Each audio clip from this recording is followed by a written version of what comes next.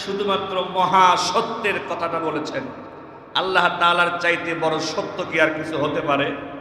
সব থেকে মহা সত্য কি? আল্লাহ এক, তার কোনো শরীক নেই। আল্লাহ রাব্বুল আলামিন এত অসন্তুষ্ট হলেন, নবীজি কিছুই বলেন নাই, কিছুই করেন নাই। হয়তো মনে কষ্ট পেয়েছেন চাচার এই আচরণে।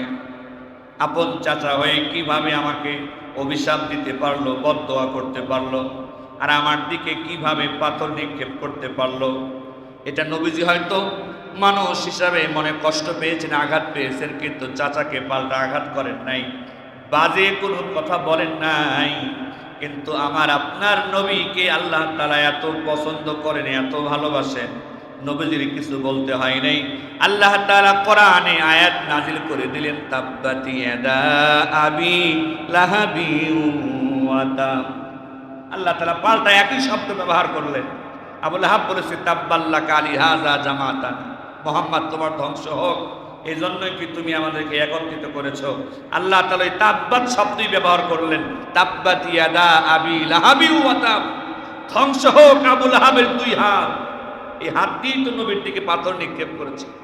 অমা কাসাব, এবং যা কিছু সে অর্জন করেছে, আবু লাহাবের দুই হাত ধ্বংস হোক, এবং আবু লাহাব যা কিছু অর্জন করেছে সব কিছু ধ্বংস হোক। আবু লাহাব নবীজিকে বদদোয়া দিয়েছে একবার, আল্লাহ তাআলা আবু লাহাবের বিরুদ্ধে নিজে বদদোয়া দিলেন কিয়ামত পর্যন্ত, 1000 কোটি বছর ধরে। নাউযুবিল্লাহি মিন যালিক। কোরআনে আয়াত আছে কি নাই? আজকে তো দুনিয়াতে নবীও নাই, আবু লাহাবও নাই, আয়াত ঠিকই আছে। আমরা এই আরবি বছরের সাথে ইসলামের অনেক ইতিহাস জড়িত, ইসলামের অনেক কল্যাণের বিষয় জড়িত। মুহররম মাসে বিশেষভাবে নবী করিম সাল্লাল্লাহু আলাইহি ওয়াসাল্লাম তিনিও রোজা রেখেছেন, এবং আমাদেরকেও তিনি রোজা রাখতে বলেছেন। হাদিস শরীফের মধ্যে নবী করিম সাল্লাল্লাহু আলাইহি ওয়াসাল্লাম বলেন, আফদালুস সিয়ামি বা'দা রমাদান শাহরুল্লাহিল মুহররম। আল্লাহ তাআলার নিকটে রমজান মাসের পরে সবথেকে দামি রোজা হলো মুহররমের রোজা। সুবহানাল্লাহ। আল্লাহ তাআলার নিকটে রমজানের পরে সবথেকে দামি কোন রোজা? মুহররমের রোজা। কারণ এক সময় যখন রমজান মাসের রোজা ফরজ ছিল না, ওই সময় মুহররম মাসের রোজা রাখাটা বাধ্যতামূলক ছিল। আগের যুগের উম্মতেরা, নবীরা, তারাও রোজা রেখেছেন মুহররম মাসে। সুবহানাল্লাহি ওয়া বিহামদিহি। আল্লাহ রাব্বুল আলামিন মুহররম মাসকে সম্মানিত মাস হিসেবে ঘোষণা করেছেন। আর এই আরবি বছরের এই মাসের গণনা শুরু হয়েছে নবী করিম সাল্লাল্লাহু আলাইহি ওয়াসাল্লাম তার বয়স যখন 40 বছর হয়ে গেল, আল্লাহ রাব্বুল আলামিন তার পিয়ারা হাবিবকে জানিয়ে দিলেন, দোস্ত আমার, হাবিব আমার, বন্ধু আমার, এতদিন পর্যন্ত প্রায় 40টা বছর আপনি নিজে ভালোভাবে জীবন যাপন করেছেন। আপনার ব্যক্তিগত জীবনকে আপনি পরিষ্কার, পবিত্র, পরিচ্ছন্ন রেখেছেন। এই 40টা বছরে কোনো মিথ্যা আপনাকে স্পর্শ করতে পারে নাই, কোনো হিংসা অহংকার আপনাকে স্পর্শ করতে পারে নাই, কারোর সঙ্গে আপনার কোনো ঝগড়া হয় নাই, কোনো বিবাদ হয় নাই, কোনো ঝামেলা হয় নাই। আপনি পূত, পবিত্র এবং মহান চরিত্রের অধিকারী করে আমি আল্লাহ আপনাকে বানিয়েছি। এই 40টা বছরে যদিও নবী হিসাবে লোকদের মাঝে আমি আপনাকে পরিচিত করে দেই নাই, ঘোষণা করে দেই নাই, এরপরও আপনার চরিত্রে কোনো প্রকারের কলঙ্ক আমি আল্লাহ লাগতে দেই নাই। এতদিন পর্যন্ত একা একা ভালো হয়ে চলেছেন, ভালো পথে চলেছেন, ভালো আদর্শে চলেছেন। আর একা একা ভালো হয়ে চললে হবে না, একা একা সৎ হয়ে চললে হবে না। আজ থেকে মহান গুরু দায়িত্ব আমি আপনাকে দিলাম। আপনি যেইভাবে ন্যায়ের পথে চলেন, সত্যের পথে চলেন, আপনাকে স্পষ্টভাবে দায়িত্ব অর্পণ করা হলো। আজকে থেকে সমাজের প্রত্যেকটা লোককে ভালো কাজের দিকে আহ্বান করা এবং অন্যায় কাজে নিষেধ করা আপনার দায়িত্ব হয়ে গেল। সুবহানাল্লাহ। আপনাকে নবুয়তের মহান দায়িত্ব দেওয়া হলো। আপনি এখন নিজে আর ভালো হয়ে চললে হবে না, অন্যদেরকেও ভালো বানানোর আপ্রাণ চেষ্টা আপনাকে করে যেতে। নবী করিম সাল্লাল্লাহু আলাইহি ওয়াসাল্লাম আল্লাহ তাআলার পক্ষ থেকে নির্দেশ প্রাপ্ত হয়ে প্রথমে 3 বছর গোপনে গোপনে নিজের খুব ঘনিষ্ঠ বন্ধু বান্ধবদের কাছে এক আল্লাহর দাওয়াত দিলেন, ইসলামের দাওয়াত দিলেন, সত্যের দিকে আহ্বান করলেন, জান্নাতের কথা শোনালেন, জাহান্নামের কথা শোনালেন। ঘনিষ্ঠ জনদের মধ্যে প্রিয় বন্ধু আবু বকর, তিনি ইসলাম গ্রহণ করলেন। নবীজির একমাত্র স্ত্রী ওই সময়ের হযরতে খাদিজাতুল কুবরা রাদিয়াল্লাহু তাআলা আনহা, তিনিও ইসলাম গ্রহণ করলেন। হযরতে ওসমান ইসলাম গ্রহণ করলেন, হযরতে আলী ইসলাম গ্রহণ করলেন। 3 বছর পর্যন্ত গোপনে গোপনে ইসলামের দাওয়াত চলল। 3 বছর পার হয়ে যাওয়ার পর নবীজির বয়স যখন 43 বছর থেকে 44 বছরে পদার্পণ করেছে, আল্লাহ রাব্বুল আলামিন জানিয়ে দিলেন, দোস্ত আমার, আর গোপনে গোপনে ইসলামের দাওয়াত দিলে হবে না, সত্যের কথা বললে হবে না। ঘোষণা দিয়ে এখন থেকে প্রকাশ্যে আপনাকে এক আল্লাহর কথা, সত্যের কথা উম্মতকে জানাতে হবে। সুবহানাল্লাহ। আল্লাহ রাব্বুল আলামিনের পক্ষ থেকে নির্দেশ প্রাপ্ত হয়ে দয়ার নবী, মায়ের নবী, রহমতের নবী মক্কার একটি পাহাড়ে দাঁড়িয়ে গেলেন। আগে তো মাইকের ব্যবস্থা ছিল না। যখন জাতিকে, এলাকার লোকদেরকে কোনো ঘোষণা শোনাতে হতো, ওই পাহাড়ে দাঁড়িয়ে জোরে আওয়াজে মানুষ ঘোষণা শোনাতো। নবী করিম সাল্লাল্লাহু আলাইহি ওয়াসাল্লাম পাহাড়ের উপরে দাঁড়িয়ে গেলেন, জোরে গলায়, জোরে আওয়াজে নিজ এলাকার লোকদেরকে, আপনজনদেরকে তিনি আহ্বান করলেন। ছোট বড় সকলেই পাহাড়ের সামনে হাজির হয়ে গেল। আল্লাহর রাসূল সাল্লাল্লাহু আলাইহি ওয়াসাল্লাম বললেন, আমার এলাকার লোকেরা, আমার জাতির লোকেরা, আমি যদি তোমাদেরকে বলি যে এই পাহাড়ের উপরে আমি দাঁড়িয়ে আছি, পাহাড়ের পিছনে কি আছে সামনে থেকে তো তোমরা দেখতে পাচ্ছ না, কিন্তু আমি যেহেতু পাহাড়ের উপরে দাঁড়িয়ে আছি, পাহাড়ের সামনে পিছনে ডানে বামে সব দিকেই তো আমি দেখতে পাচ্ছি। যদি আমি তোমাদেরকে বলি এই পাহাড়ের পিছনে তোমাদের জানের দুশমন, প্রাণের দুশমন একদল সৈন্যবাহিনী তোমাদের উপরে আক্রমণ করার জন্য তারা রেডি হয়ে পাহাড়ের পিছনে দাঁড়িয়ে আছে, আমি যদি এই সংবাদটা তোমাদেরকে জানাই, তোমরা কি না দেখে আমার কথাটাকে বিশ্বাস করবে? মুসলমান ভাইরে আমার, এক বাক্যে, এক আওয়াজে, এক ভাষায় ওই সময় উপস্থিত মক্কার সমস্ত লোকেরা বলল, মুহাম্মদ, আজকে তোমার বয়স 43 বছর অতিক্রান্ত হয়ে গেছে।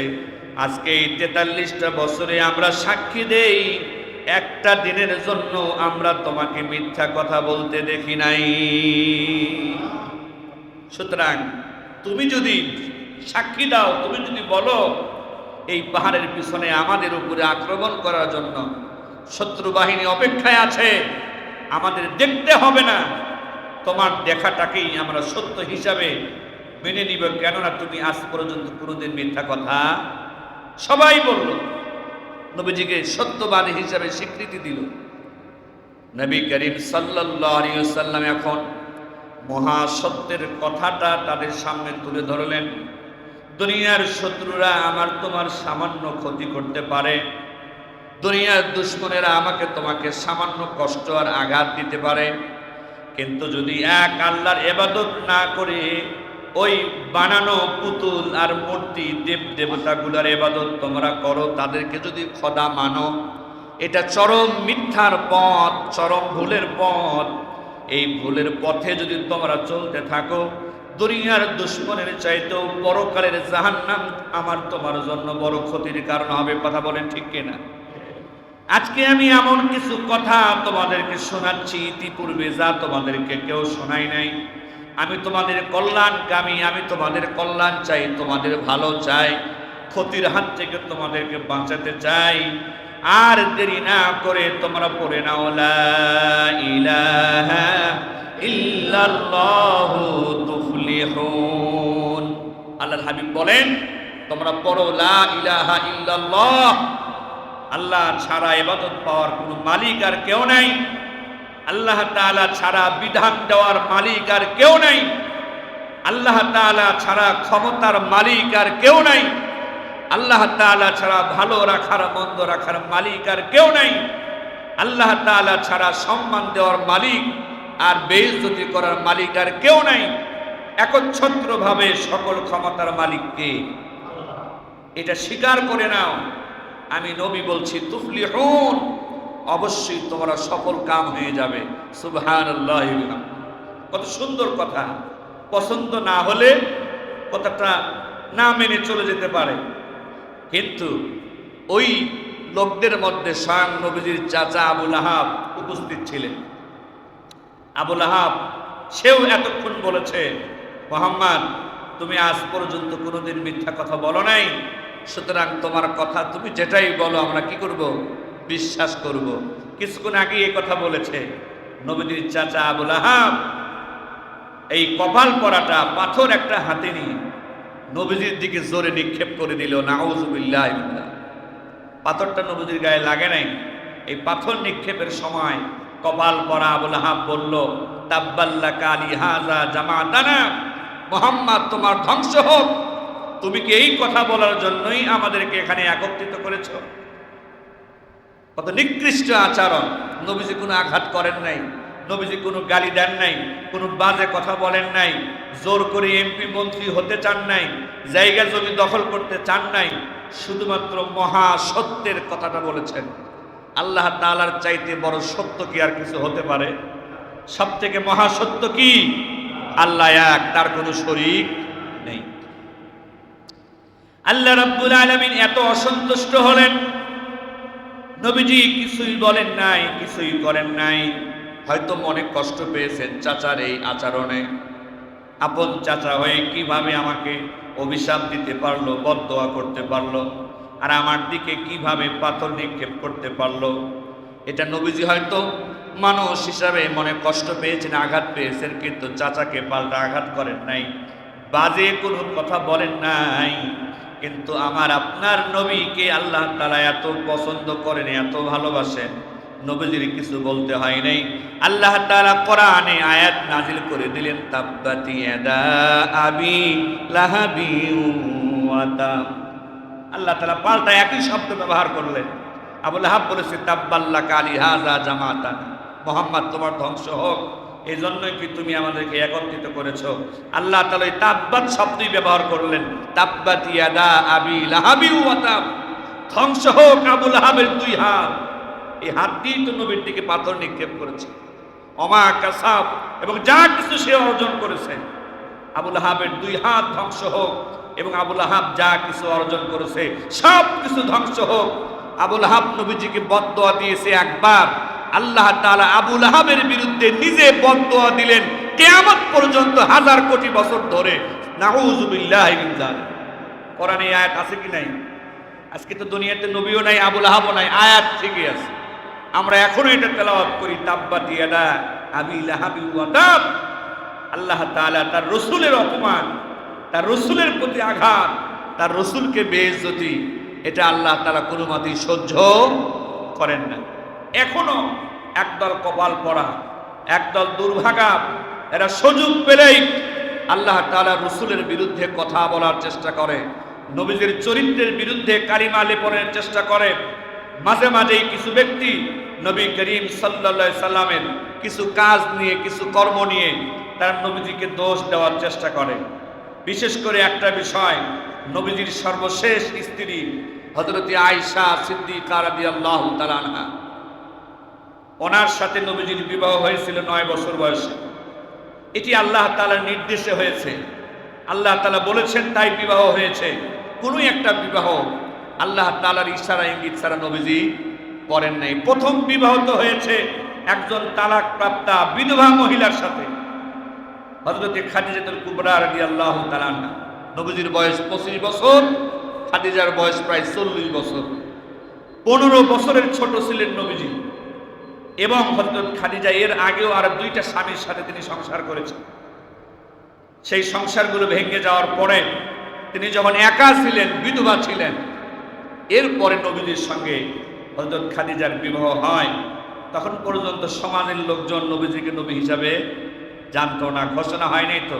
আল্লাহ তাআলার হিসাবে তো আগে থেকেই তিনি নবী, কিন্তু ঘোষণা হয়েছে 40 বছর বয়সের পরে এই দুনিয়াতে। এর আগে আল্লাহ তাআলা তো জানতেন কাকে তিনি নবী বানাবেন, কাকে বানাবেন না, এই হিসাব জানা আছে কার? আল্লাহ তাআলা।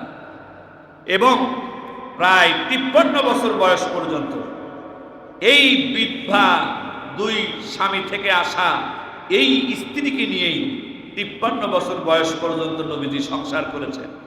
আর কোনো বিবাহ করেন নাই, একটা বিবাহ করেন নাই, শুধু এই একটাই, এটা নিয়ে চলেছেন কত বছর? 50 পার হলে তো একটা মানুষের এমনিতেই তার মানে বুড়ার একটা ভাব শুরু হয়ে যায়। তো কোনো মেয়ের প্রতি লোভী হয়ে, কোনো নারীর প্রতি লোভ লালসা থেকে এই বয়সের পরে বিবাহ করার আর মানসিকতা তেমন থাকতে পারে না। এরপরও নবীগুণের শরীরে আল্লাহ তাআলা অনেক শক্তি দান করেছেন। সাধারণ মানুষের মতো নবীরা ছিলেন না। সম্ভবত একটা বর্ণনা এসেছে একজন নবীর শরীরে 40 জন শক্তিশালী যুবকের শক্তি ছিল, আর আমাদের নবীর শরীরে আরো অনেক বেশি ছিল। এটা আল্লাহ তাআলা দান করা। 53 বছর বয়সের পরে হযরত খাদিজার ইন্তেকালের পরে এরপরে আল্লাহ তাআলার নির্দেশে একে একে নবীজি আরো বিবাহ করেছিলেন। এই স্ত্রীগুলো সর্বশেষ আয়েশা সিদ্দিকা।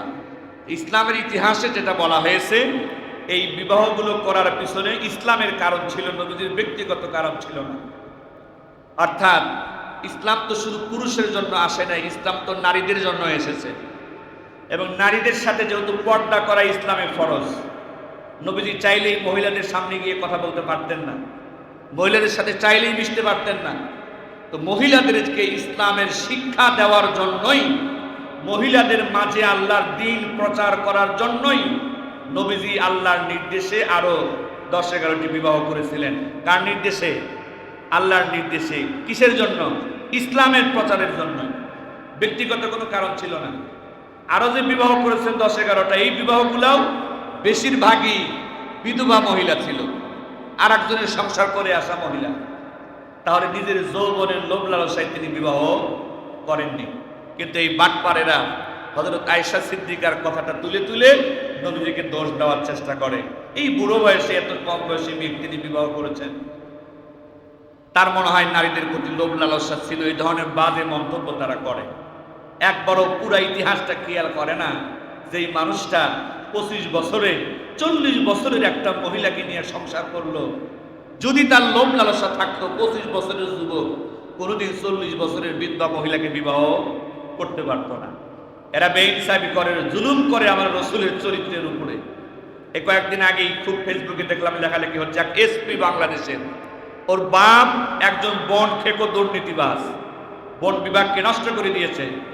তারই ছেলে আবার এসপি। এই বাটপারও বলেছে যে আমি এই বিষয়টা মানতে পারি না, 9 বছরের একটা মেয়েকে নবীজি কিভাবে বিবাহ করলো। এই যুগে যদি কেউ করতো আমি তাকে শিশু ধর্ষণকারী বলতাম, নাউযুবিল্লাহি বিল্লাহ। অথচ আগের যুগে, এই 50-100 বছর আগে আমাদের দেশেও অনেক পরিবারে একদম জন্মের পরে ছোটবেলাতেই বিয়ে শাদী হয়েছে। এরকম কিছু ঘটনা আছে কি নাই? পছন্দ করে বাপ মা ছোটবেলাতেই বিয়ে শাদী দিয়ে রেখেছে, যেটা বড় হলে সংসার করবে, আমরা বিয়ে দিয়ে রাখলাম। এমনকি বঙ্গবন্ধু শেখ মুজিবুর রহমান, তিনি যে বিবাহ করেছেন, যখন তার বিবাহ হয়, তার স্ত্রী শেখ ফজিলাতুন নিসা, তার বয়স ছিল মাত্র 6 বছর। কয় বছর? এটা বঙ্গবন্ধুর নিজের লেখা আত্মজীবনী, অসমাপ্ত আত্মজীবনী একটা বই বের হয়েছে। এখানে নিজে তার ইতিহাসটা লিখেছেন, নিজে লিখেছেন। সেখানে উনি বলেছেন আমার স্ত্রীর বয়স ছিল 6 বছর। এই তো চলমান কথায়, কয়েকদিন আগের কথা। এরকম আরো অনেক কথা পাওয়া যাবে। বিষয়টা হলো, ইসলাম বিবাহের জন্য বয়সটা বাধ্যতামূলক করে নাই। সব এলাকার আবহাওয়া এক না, পরিবেশ এক না, সব এলাকার মানুষের বয়সও এক না, সব দেশের মানুষের কিন্তু গড় আয়ু এক না। কিছু দেশের মানুষের গড় আয়ু বেশি, কিছু দেশের মানুষের গড় আয়ু কম। কিছু দেশের মানুষ তাড়াতাড়ি যৌবন প্রাপ্ত হয়, কিছু দেশের মানুষ দেরি করে যৌবন প্রাপ্ত হয়। এইটার সাথে ওই দেশের আবহাওয়ার, পরিবেশের একটা সম্পর্ক আছে। এই জন্য গণহারে সব দেশে 18 বছরের আগে বিয়ে দেওয়া যাবে না, এই কথাটা ইহুদি খ্রিস্টানদের থেকে আসা কথা। কেন? ওদের টার্গেট হলো 18 বছর পর্যন্ত একটা ছেলে মেয়ের বিবাহ যদি ঠেকানো যায়, এই 18 বছর হতে হতেই ছেলে মেয়ে নাটক দেখে, সিনেমা দেখে, অশ্লীলতা শিখে 18 বছরের আগেই তার চরিত্রকে ধ্বংস করে দেওয়া যাবে। এই কুচিন্তা ভাবনা থেকেই ওই ইহুদি খ্রিস্টান রাষ্ট্রগুলো জাতিসংঘের মাধ্যমে একটা অগ্রহণযোগ্য আইন আমাদের মুসলিম দেশগুলোর উপরেও চাপিয়ে দিয়েছে। নাউযুবিল্লাহি মিন যালিক। ওরা বলেছে 18 বছর আগে বিবাহ করা যাবে না, অথচ পতিতালয়ে গেলে 9-10 বছরের পতিতা পাওয়া যায়। আছে কি নাই? ওই ইহুদি দেশে, খ্রিস্টান দেশে, আমেরিকা বলেন, ব্রিটেন বলেন, 9, 10, 11, 12 বছরেই তাদের ছেলেগুলো, মেয়েগুলো প্রকাশ্যে জেনাবে বিচার করে। এইটা নিয়ে ওদের কোনো সমস্যা নাই, কারণ শুকুর কুকুরের থেকেও ওদের চিন্তা ভাবনা হলো নিকৃষ্ট চিন্তা ভাবনা। ওই চিন্তা আমাদের উপরে চাপিয়ে দিয়েছে। এই জন্য বিবাহের দায়িত্ব দেওয়া হয়েছে মা বাবার উপরে, পিতার উপরে, দাদার উপরে, চাচার উপরে। আল্লাহ তাআলা বলেছেন, এই মুরব্বীরা তো ছোট না, তারা তো বড়।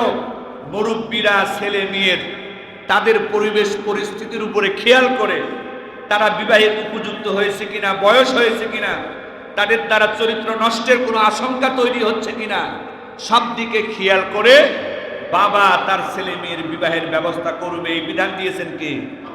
আল্লাহ তাআলা। সিদ্ধান্ত নেবেন বাবা, সিদ্ধান্ত নেবেন দাদা, চাচা। তবে ছেলে মেয়ের সাথে পরামর্শ করতে বলা হয়েছে। জোর করে আবার বিবাহ দেওয়া নিষেধ, পরামর্শ করতে হবে। খোঁজ নেবেন বাবা, ছেলে মেয়ে বের করবেন বাবা, কিন্তু সন্তানদের সাথে পরামর্শ করে বিবাহ দিতে বলা হয়েছে।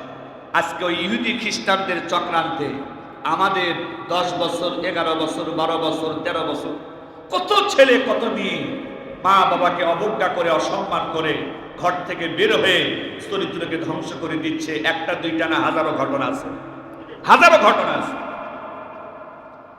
নবী করিম সাল্লাল্লাহু আলাইহি ওয়াসাল্লাম মক্কায় দ্বীনের দাওয়াতের পরে যখন তিনি বাধাপ্রাপ্ত হলেন, কেমন বাধা? 13টা বছর পর্যন্ত মক্কায় তিনি দ্বীনের দাওয়াত দিয়ে গিয়েছেন। খুব বেশি মানুষ সেখানে ইসলাম গ্রহণ করে নাই। আবু জেহেলের নেতৃত্বে বিভিন্নভাবে রাসূলকে দ্বীন প্রচারে বাধা দেওয়া হয়েছে, সরাসরি আঘাত করে দেওয়া হয়েছে। আবু জেহেল মাঝে মাঝে বিশ্বনবী যখন নামাজে দাঁড়ায় যেত, সেজদায় যাওয়ার পর উটের পচা বড় নারী বুড়ি নবীর মাথার উপরে আবু জেহেল চাপায় দিয়েছে। নাউযুবিল্লাহ। অনেক কষ্ট দিয়েছে আল্লাহ রাসূলকে। যখন 13টা বছরও মক্কায় ভালোভাবে দ্বীন প্রতিষ্ঠা হচ্ছিল না, ইসলাম প্রতিষ্ঠা হচ্ছিল না, আল্লাহ তাআলা নির্দেশ দিয়ে দিলেন, নবী আর মক্কায় থেকে সময় নষ্ট করার দরকার নাই। আমি ইসলামের জন্য উর্বর ভূমি বানিয়েছি মদিনা। বলেন না সুবহানাল্লাহ। যান, আপনি মদিনায় চলে যান, ওটা ইসলামের উর্বর ভূমি, পুণ্যভূমি। ওখান থেকে সারা বিশ্বব্যাপী আমার ইসলামকে আমি আল্লাহ ছড়িয়ে দিব। সুবহানাল্লাহ। নবীজি মক্কা থেকে যখন মদিনায় চলে গেলেন, মক্কায় নবীজির তেমন সমাজে শক্তি ছিল না, প্রভাব ছিল না, ক্ষমতা ছিল না। মদিনায় যাওয়ার পর আল্লাহ তাআলা তার এই দুনিয়াতে তেমন দাম ক্ষমতা না থাকলেও মদিনায় যাওয়ার পরে, মক্কার তুলনায় মদিনায় যাওয়ার পরে আল্লাহ তাআলা নবীকে একটা রাষ্ট্রের প্রেসিডেন্ট, প্রধানমন্ত্রী বানিয়ে দিলেন। সুবহানাল্লাহ। এবং সেখান থেকে সারা বিশ্বব্যাপী মাত্র 10 বছরে নবী করিম সাল্লাল্লাহু আলাইহি সাল্লাম ইসলামকে সারা বিশ্বব্যাপী ছড়িয়ে দিতে সক্ষম হয়েছিলেন। সকলে বলেন না আলহামদুলিল্লাহ। এই যে মক্কা ছেড়ে নবীজি মদিনায় চলে গেলেন, এই মদিনায় যেদিন চলে যাচ্ছিলেন, ওই তারিখটাকেই স্মরণ করে ইসলামের দ্বিতীয় খলিফা হযরতে ওমর ফারুক রাদিয়াল্লাহু তাআলা আনহু আরবি বছরের হিজরি সাল গণনা শুরু করেন। সুবহানাল্লাহ। নবীজির এই হিজরতের স্মৃতি চিহ্নকে ধরে রাখার জন্যই হিজরি সাল, হিজরতের সাল, আরবি সালের গণনা শুরু হয়। তাহলে 1446 হিজরি এখন।